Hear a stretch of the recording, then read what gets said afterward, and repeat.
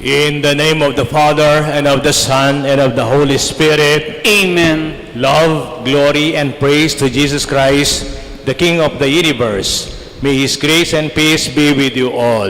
And with your spirit. My dear brothers and sisters, we end our liturgical calendar by celebrating the solemnity of Christ the King.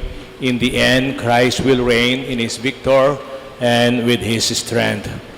Brothers and sisters, as we are about to offer this Eucharist in honor of Christ the King, let us pause for a moment and ask the Lord for His pardon and mercy. I confess to Almighty God and to you, my brothers and sisters, that I have greatly sinned in my thoughts and in my words, in what I have done and what I failed to do, through my fault, through my most grievous fault. Therefore I ask Blessed Mary, ever Virgin, all the angels and saints, and you, my brothers and sisters, to pray for me to the Lord our God. May Almighty God have mercy on us, forgive us our sins, and bring us to everlasting life. Amen.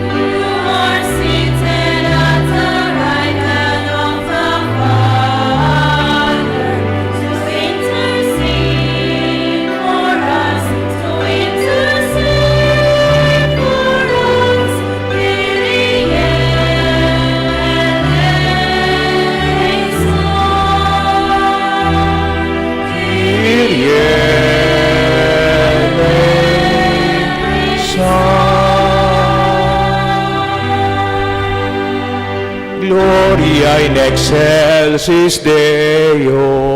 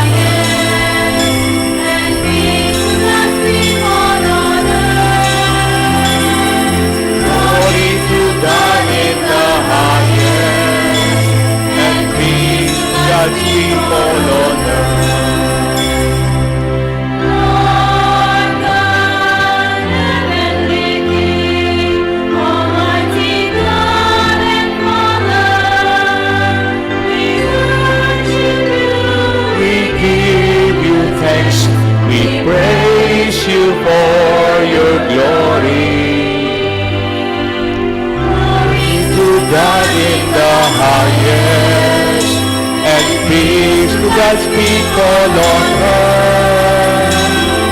Glory to God in the highest, and peace to God's people on earth. Lord Jesus Christ, only Son of the Father,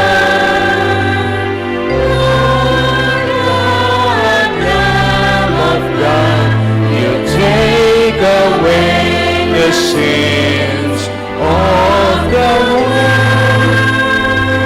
Have mercy on us.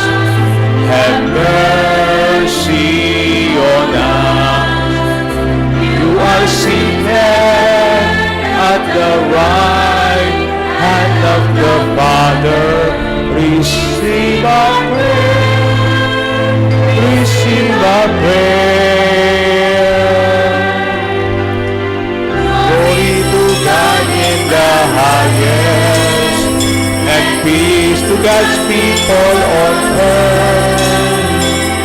Glory to God in the highest, and peace to God's people on earth. For you alone are the Holy One, you alone are the Lord, you alone are the Most High, Jesus Christ, with the Holy Spirit, in the glory of God, the Father. Amen. Glory to God in the highest, and peace to God's people on earth. Glory to God in the highest, and peace to God's people on earth. Glory to God in the highest, and peace to God's people on earth. Glory to God in the highest, and peace to God's people on earth. Let us pray. Almighty and ever-living God, whose will is to restore all things in your beloved Son, the King of the universe, grant, we pray, that the whole creation set free from slavery may render your majesty service and ceaselessly proclaim your praise. Through our Lord Jesus Christ, your Son, who lives and reigns with you in the unity of the Holy Spirit, God, forever and ever. Amen.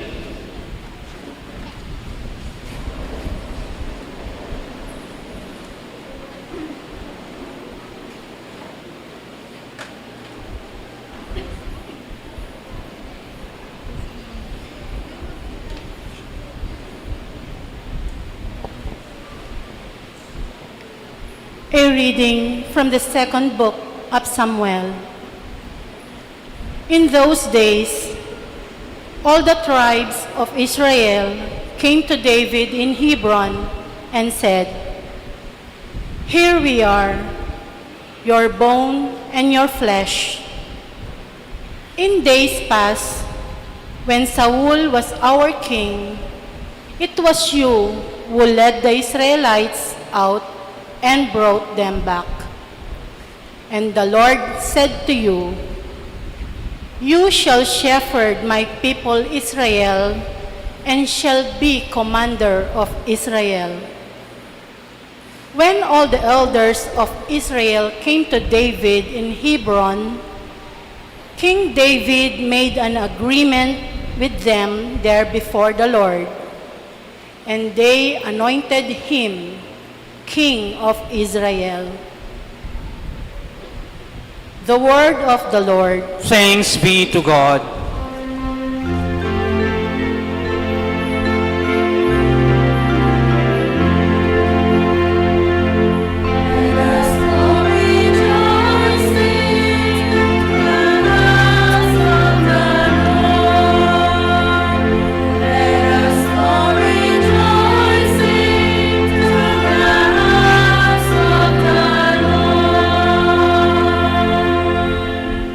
I rejoice because they said to me, 'We will go up to the house of the Lord,' and now we have set foot within your gates, O Jerusalem. Let us go rejoicing to the house of the Lord. Let us go rejoicing to the house of the Lord. Jerusalem, built as a city with compact unity, to it the tribes go up, the tribes of the Lord. Let us go rejoicing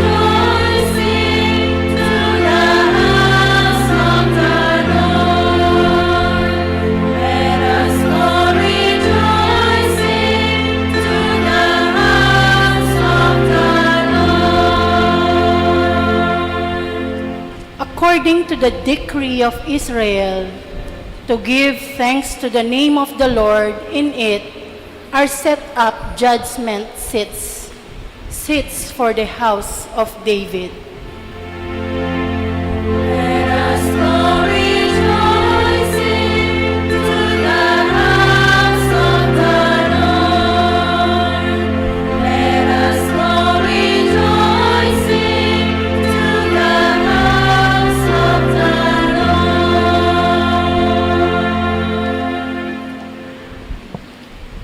A reading from the letter of St. Paul to the Colossians. Brothers and sisters, let us give thanks to the Father, who has made you fit to share in the inheritance of the holy ones in light. He delivered us from the power of darkness and transferred us to the kingdom of His beloved Son, in whom we have redemption, the forgiveness of sins. He is the image of the invisible God, the firstborn of all creation. For in Him were created all things in heaven and on earth, the visible and the invisible, whether thrones or dominions, or principalities or powers. All things were created through Him and for Him. He is before all things, and in Him all things hold together. He is the head of the body, the church. He is the beginning, the firstborn from the dead, that in all things He Himself might be preeminent. For in Him all the fullness was pleased to dwell, and through Him to reconcile all things for Him, making peace by the blood of His cross through Him, whether those on earth or those in heaven. The word of the Lord. Thanks be to God.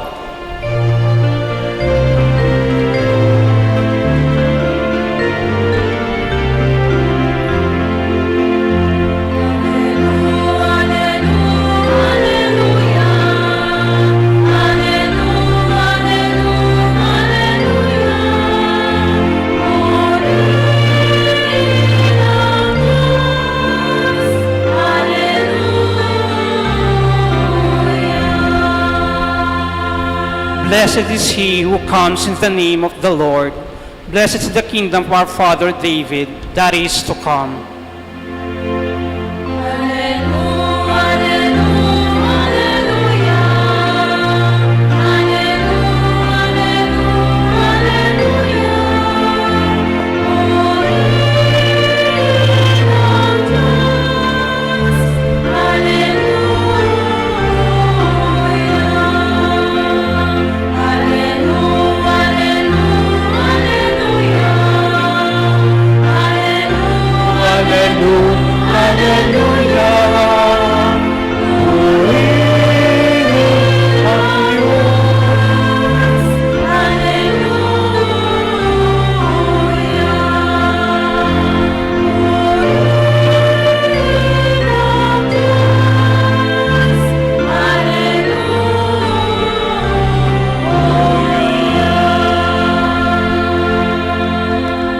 The Lord be with you. And with your spirit. A reading from the Holy Gospel according to St. Luke.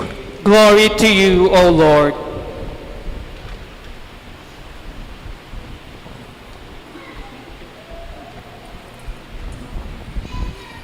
When Jesus was crucified, the people stood there watching, and the leaders kept jeering at Jesus, saying, "He saved others.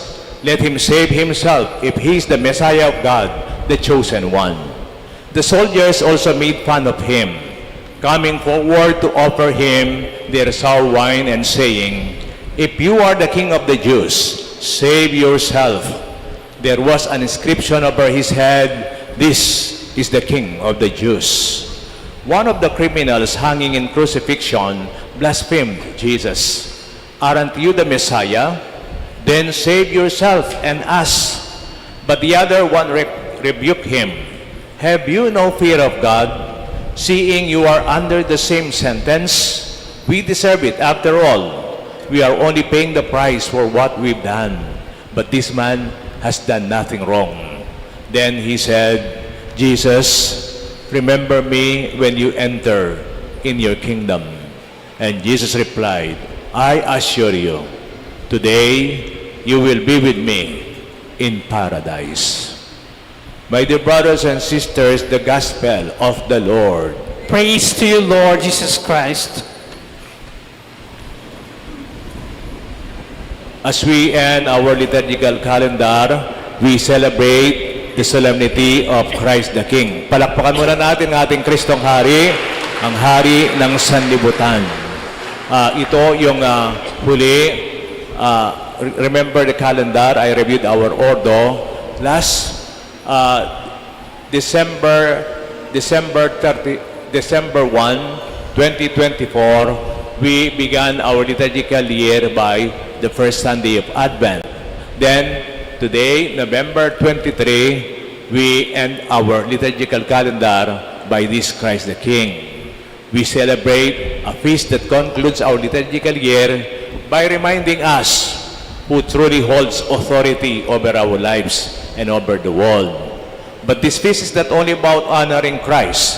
It is also a mirror held up to all who lead, whether in government, in the church, workplaces, families, or communities. In the Gospel, Luke gives us a shocking image of his kingship. The context is about his crucifixion. Nakapako na siya sa krus. Kaya nga yung vestment na sinusuot ko ay red, yung aking chasuble. Usually, it must be white. Bago pa lang ang kapistahan ng Kristong Hari, 1925 pa lang yan. Pope Pius XII siyang nag-celebrate dito. But when Vatican II came, mga 1965, 1969, siyempre pinalitan na yan, red, ginawang white, Pero ganun pa man, very majestic yung kulay, At the same time, for me, it is very sacrificial. Martyrs, yung vestments nila ay red. Yesterday, we celebrated the feast of Santa Cecilia. Santa Cecilia ba yung choir natin ngayon? Happy Feast Day kahapon, kapistahan ninyo. Dapat nagse-celebrate kayo. Siya yung patron saint ng mga choir o ng musician, si Santa Cecilia. Siya pinatay din. This coming Wednesday, November 26, we'll be celebrating Red Wednesday. Sa magsisimba, kung pwede kayong magpula, in union with the persecuted Christians, ay hanggang ngayon, nape-persecute yung mga Kristiyano. Pinakamaraming reliyon na pine-persecute yung mga Kristiyano. Kasama ng ibang sekta, hindi lamang Katoliko, my dear brothers and sisters. Kaya nga, sa ating kanta, Christus vincit, Christ conquers. Si Kristo ay nagwagi, Christ reigns, Christus regnat, and Christus imperat, Christ rules. Kapag yan ang ating kataga, yan ang ating motto, siguro tayo ng mapag-asang Kristiyano na naniniwala na maghahari at maghahari si Kristo. Sabi ko nga, in our gospel, it is a controversial ending. Magtatapos tayo, lahat ng katapusan, lahat ng closing ceremony ay masasaya. Halimbawa, kung ito man ay tournament, seminar, graduation, o kaya Olympics, festival, patimpalak, masasaya dyan dahil yung magwawagi ay mabibigyan ng gantimpala, mabibigyan ng, for example, ng medalya o tropeo o ng corona. Pero nakikita natin sa ating ebanghelyo, parang it is anticlimactic. Ganun naman tayo, mga Kristiyanong Katoliko. We'll be celebrating the first day of our calendar next Sunday. Tingnan ninyo, hindi naman tulad ng January 1 na masayang-masaya. Medyo malumeme yung sitwasyon. Pero dito sa ating ebanghelyo, it is about Christ who was crucified. Yan bang nanalo? Yan bang champion? Yung hindi man, wala mang imik, siya na knock out. At saka, yan man, man mikipot, king kayang kabilyan. O yan yung migwage, o yan yung Kristong kagatanghari, nga tamo. At tinatanong natin, sino talaga yung nanalo? Sa ating ebanghelyo, marami din ang umihiyaw. Marami din yung mga sumisigaw. Anong sinisigaw nila? If you are the Son of God, save yourself, sabi niya. Pati mga sundalo, they made fun of him. Kasi He made himself as the Son of God, pero yan, walang kakayahan. Napako sa krus. And even one of the criminals, di ba sinabi na, if you are the Messiah, save yourself and save us also. Iligtas mo ang iyong sarili at iligtas mo rin kami. Ano ka? Mesiyas, pati kami iligtas mo na rin. Pero hindi ganoon ang nangyari. Because Christ's kingship is not to save himself only, but to save the world, to save everybody. Sa pamagitan ng kanyang pagkamatay at ang pagkabuhay na muli, diyan tayo maliligtas. Kaya yung isa, di ba nagsisi, in our Catholic tradition, yung pangalan niya ay Dimas. Yung hindi nagsisi, si Estas, di ba? Si Dimas, sabi niya, wala na ka bang takot sa Diyos? It is just fair. It is just to sacrifice like this because we have done a lot of things, a lot of sinfulness.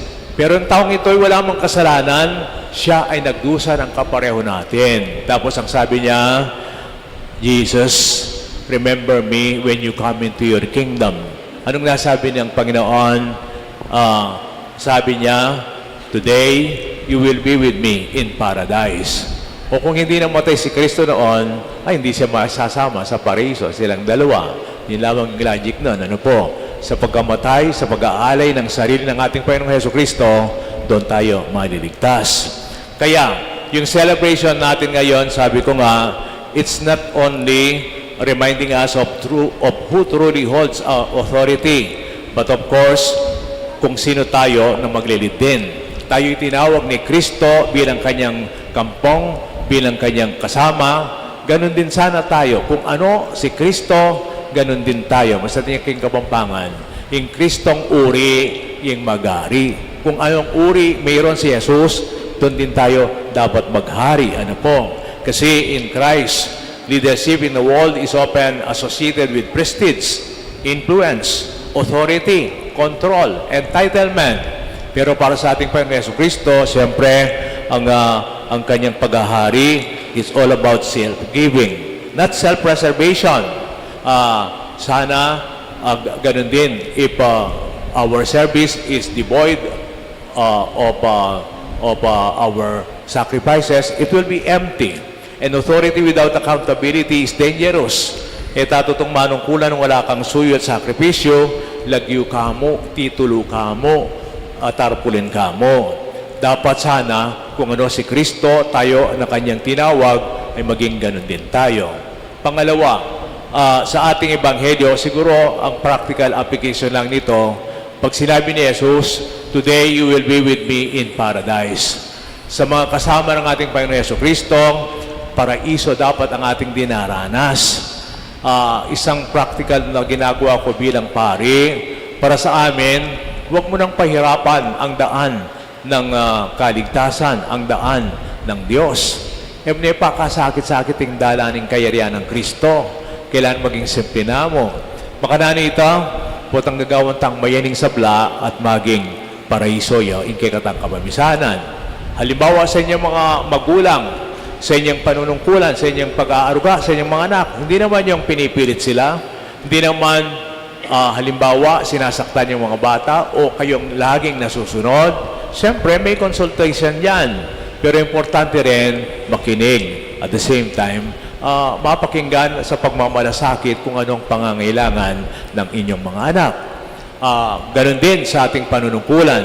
Tingnan nyo, this year, na-focus tayo sa ating mga leaders about stewardship, transparency, and accountability. As we honor Christ as King, the Church invites us to reflect on how leadership is exercised in our own time. In many places, we face painful issues involving makasawa na, pero ining realidad, ining tutong malilyari, the misuse of our resources, lack of transparency, corruption, broken trust, poor stewardship, failure to take responsibility. These are not merely administrative problems, they are spiritual wounds also. Whenever leaders forget that their authority is given for service, not for personal gain, but for the community. Nung alang susuyo ay mas magkasakit yung komunidad, Whenever leaders hide truth rather than face it, people lose hope. Kapag tinatago natin kung anong katotohanan, nawawalan tayo ng pag-asa. Ano na talaga ang katotohanan? Kahit na may mga investigation, para lang tayong niloloko, bilang paglokon da katamo, dening gyami panimbestigalo, para parewala mo nga tamo, ne? Whenever leaders refuse accountability, injustice grows, dung eda akuaning kasalanan na lang justisya. Kaya nga, Christ the King stands in silent judgment over every position of authority. And us, are you leading like me? Kayo ba'y nanunungkulan tulad ng aking panunungkulan? Sabi ng Panginoon, sana tayo laging nakahanda sa panunungkulan ng ating Panginoon. Magsakripisyo, mate para karing tao, makasadyang manasakit. Ito ang kapistahan ng Kristong Hari. Sabi ko nga, it's a controversial ending, closing ceremony. But it's just na si Kristo ang magwawagi at kapag ating pinapahayag, Christ reigns, Christ conquers, and Christ rules. Sana siya nang maghari sa atin. At sa kahuli-hulihan, ang kaharian ng Kristo hindi lamang panaginip, hindi lamang pinapangarap. We make it happen. Tayo ang gumagawa ng kaharian ng Diyos. Kasama niya, siyempre, sa pamilya, sa ating komunidad, sa ating shrine community, at sa ating parokya, si Jesus ang mamamahala sa atin now na, ngayon pa lang. Sabi niya sa kriminal, today, you will be with me in paradise. Today na yan, hindi pinapangarap. Pagkamatay ko o pagkabuhay na muli ko, siguro doon ako mapupunta. Hindi lang pinapangarap. Ngayon pa lang, habang tayo nabubuhay, we make things happen kasama ng ating Kristong Hari. Kaya sa pagpupunyagi natin, sa kapistahang ito, sana ay makasama natin ang ating Panginoong Yesu Kristo. Take note, after our communion, we'll be having a solemn benediction mula sa Kristong Hari. Tayo bebendisyonan. Merong isang maliit na prosesyon dito sa loob ng simbahan, kaya tayo mapanatili. Pinapahayag natin kaysa sarili lang natin sa ating panalangin na si Kristo na sana ang maghari ngayon at magpakailanman. Amen. We now stand and profess our faith. I believe in God, the Father Almighty, creator of heaven and earth, and in Jesus Christ, His only Son, our Lord, who was conceived by the Holy Spirit, born of the Virgin Mary, suffered under Pontius Pilate, was crucified, died, and was buried. He descended to hell. The third day He rose again from the dead. He ascended to heaven and seated at the right hand of God, the Father Almighty. From there He shall come to judge the living and the dead. I believe in the Holy Spirit, the Holy Catholic Church, the communion of saints, the forgiveness of sins, the resurrection of the body, and life everlasting. Amen. Prayers of the faithful, gathered together as God's family on the solemnity of Christ the King of the universe, let us present our petitions to our Heavenly Father. For the needs of all mankind and our own, let our response be, Heavenly Father, hear our prayer. Heavenly Father, hear our prayer. For the Church, the body of Christ, may she be ever more generous instrument of Christ's kingly service to all human beings by promoting peace, cooperation, and justice. Let us pray. Heavenly Father, hear our prayer. For the Holy Father, our bishops, and the clergy, may they remain faithful to the commitment to use their God-given authority to serve the poor and the weak with the humility and sincerity of Christ. Let us pray. Heavenly Father, hear our prayer. For all those who are working to make the kingship of Christ a living reality, may their commitment to bring the love of Jesus to all cultures and homes be crowned with success. Let us pray. Heavenly Father, hear our prayer. For all those who live in ways that are proposed the Christian teachings of Christ, may they, like the good thief, realize their mistake and give their full allegiance to the King of heaven. Let us pray. Heavenly Father, hear our prayer. God our Father, You gave us Jesus as our King of mercy and love. Make us worthy subjects of so glorious a King and heralds of His love to all. We ask this through our Lord Jesus Christ, our Son, who lives and reigns forever and ever. Amen.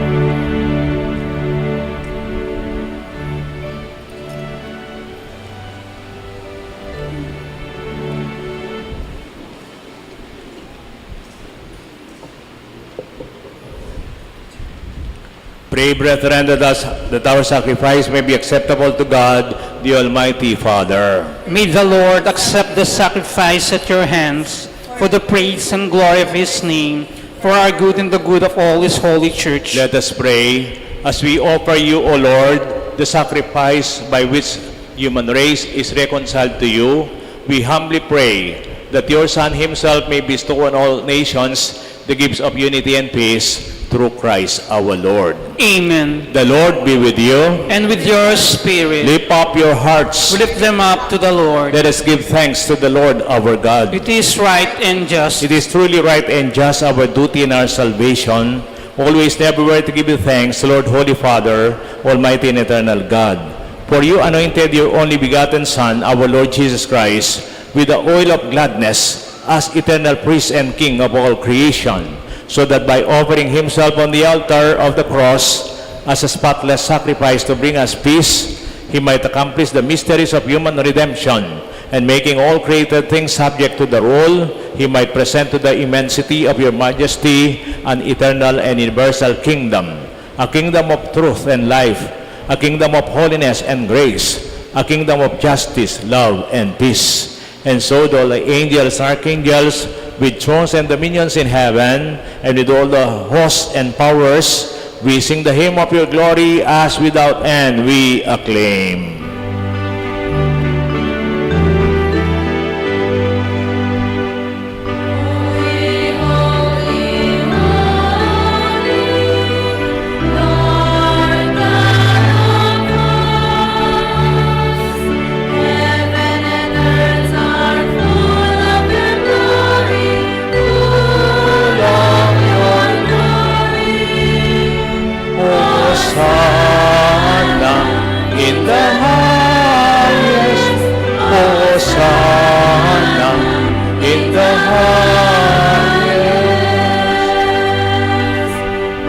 Blessed is he who comes in the name of the Lord. Hosanna in the highest. Hosanna in the highest. You are indeed holy, O Lord, and all you have created rightly gives you praise. For through your Son, Jesus Christ, by the power and working of the Holy Spirit, you give life to all things and make them holy. And you never cease to gather a people to yourself, so that from the rising of the sun to its setting, a pure sacrifice may be offered to your name. Therefore, O Lord, we humbly implore you, by the same Spirit, graciously make holy these gifts we have brought for you for consecration, that they may become for us the body and blood of our Lord Jesus Christ, at whose command we celebrate these mysteries. For on the night he was betrayed, he took the bread, and holding it slightly raised above the altar, continuous, he himself took bread, and giving you thanks, he said the blessing, broke the bread, and gave it to his disciples, saying, "Take this, all of you, and eat of it, for this is my body, which will be given up for you."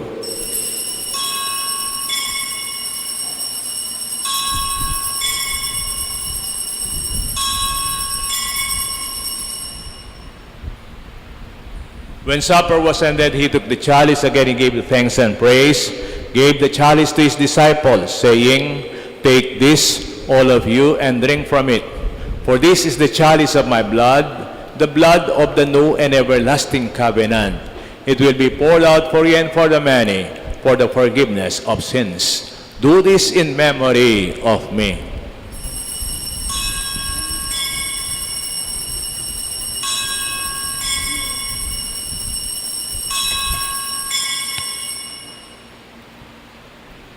The mystery of faith.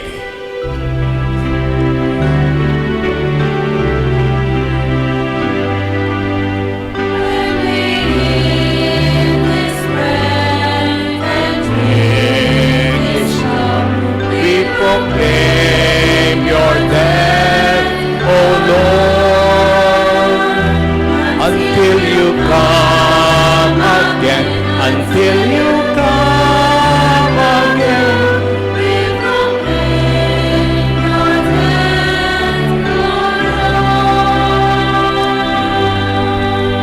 Therefore, O Lord, as we celebrate the memorial of the saving passion of your Son, his wondrous resurrection and ascension into heaven, and as we look forward to his second coming, we offer in thanksgiving this holy and living sacrifice. May he make of us an eternal offering to you, so that we may obtain an inheritance with your elect, especially with the most blessed Virgin Mary, the Mother of God, with blessed Joseph, her spouse, the apostles and saints, on whose constant intercession we rely for help.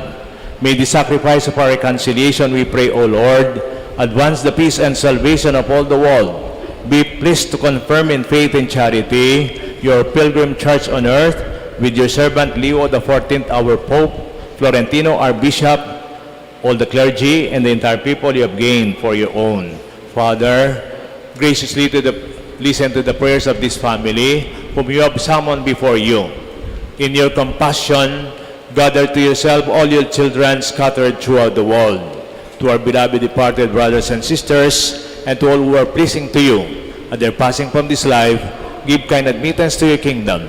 There we hope to enjoy forever the fullness of your glory through Christ our Lord, through whom you bestow on the world all that is good.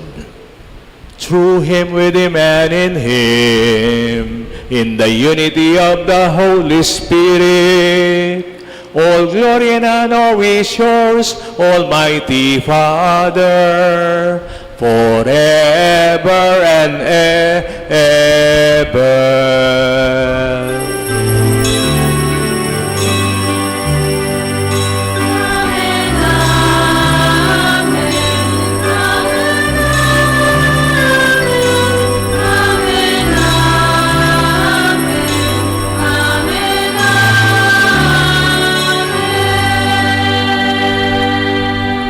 Longing for God's kingdom with Christ as our King, let us now pray with confidence to our loving Father in heaven.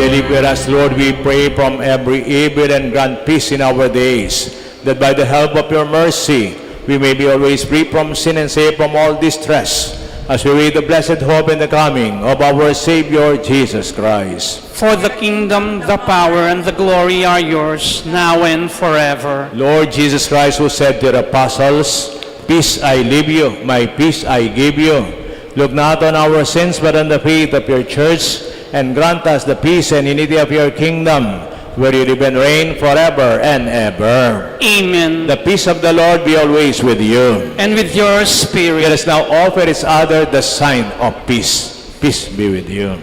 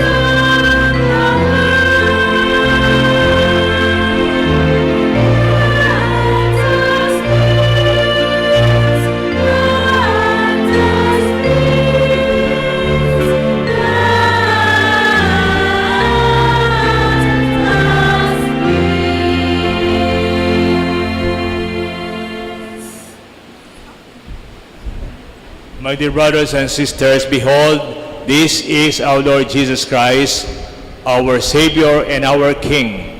Happy are we to receive him in this Holy Communion.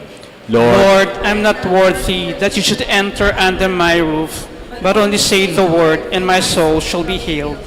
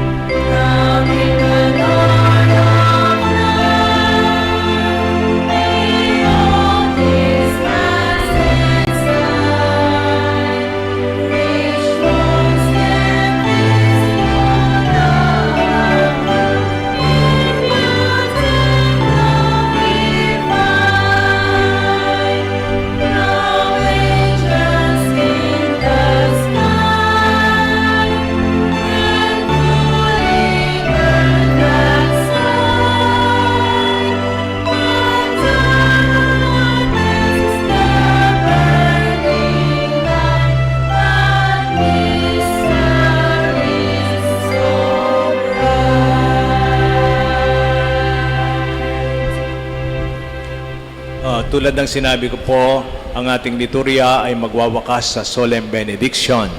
Pagkatapos po ng prayer after communion, tayo luluhod, dadasalin ang O Salutaris Hostia, our Father, then there will be a short procession inside our church. Sana po. At antabayan ng ating liturgies at mga altar servers. At tapos yung benediction, the divine praises and prayer to Christ the King. Please stand for the prayer of the communion. Let us pray. Having received the food of immortality, we ask, O Lord, that glorifying in obedience to the commands of Christ, the King of the universe, we may live with Him eternally in His heavenly kingdom, who lives and reigns forever and ever. Amen. Please kneel down. Lumuhod po tayo.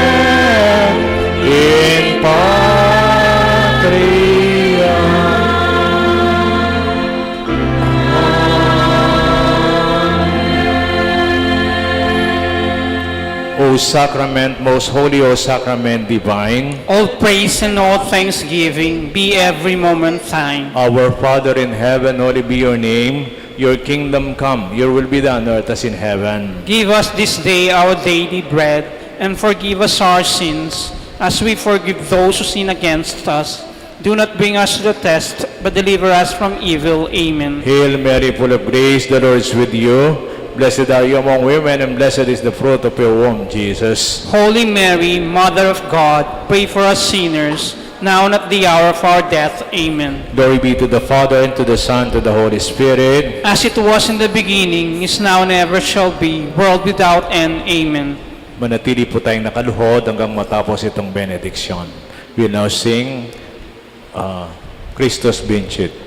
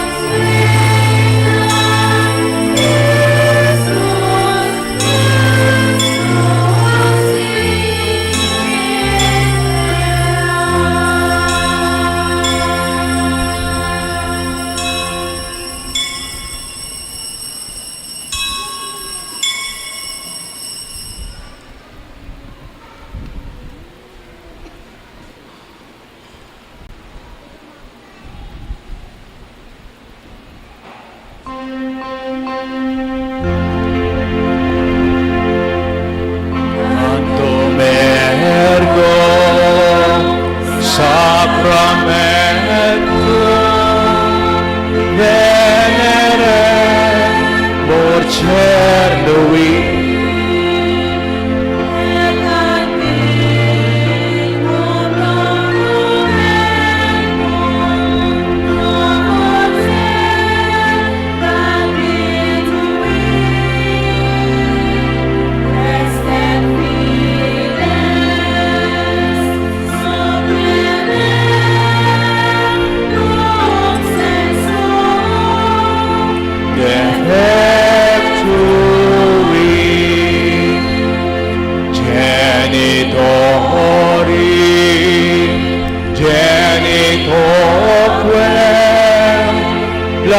Set you pinagsiyo sa Luzon, nor virtus quoque, sidet benedictio, procidenti, abutro, que comparsi, Laudatio. Amen.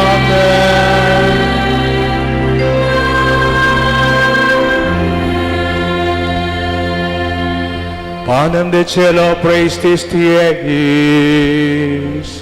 Omne delectamentum in se habente. Oremus. Deus qui nobis sub sacramento mirabili passiones tui memoriam reliquisti, tribueque sumus, ita nos corporis et sanguinis tui mysteria sec venerari, ut redemptionis tui fructum in nobis ugiter sentiamus, qui vivis et reinas in saecula saeculorum.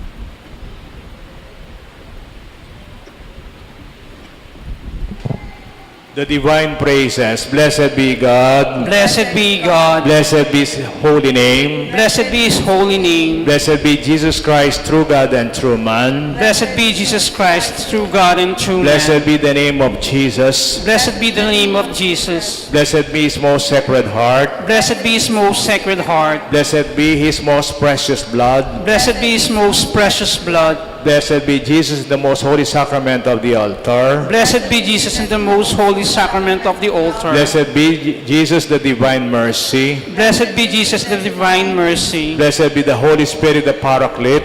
Blessed be the Holy Spirit, the Paraclete. Blessed be the great Mother of God, Mary most holy. Blessed be the great Mother of God, Mary most holy. Blessed be her holy and immaculate conception. Blessed be her holy and immaculate conception. Blessed be her glorious assumption. Blessed be her glorious assumption. Blessed be the name of Mary, Virgin and Mother. Blessed be the name of Mary, Virgin and Mother. Blessed be Saint Joseph and her most chaste spouse. Blessed be Saint Joseph, her most chaste spouse. Blessed be God in His angels and in His saints. Blessed be God in His angels and His saints. Prayer to Christ the King. O Lord our God, you alone are the most holy King and ruler of all nations. We pray to you, Lord, in the great expectation of receiving from you, O divine King, mercy, peace, justice, and all good things. Protect, O Lord, our King, our families, and the land of our birth. Guard, as we pray, most faithful one, protect us from our enemies and from your just judgment. Forgive us, O sovereign King, our sins against you. Jesus, you are a King of mercy. We have deserved your just judgment. Have mercy on us, Lord, and forgive us. We trust in your great mercy, O most awe-inspiring King. We bow before you and pray May you reign, your kingdom be recognized on earth now Amen. and forever. Amen. We now sing, O Sacrament most holy.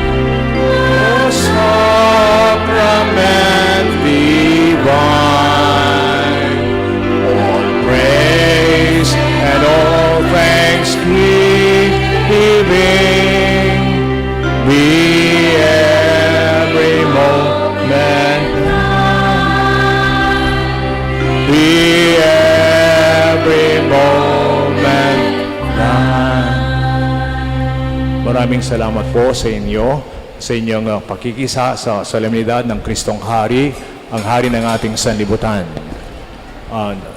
Na-bless na po kayo.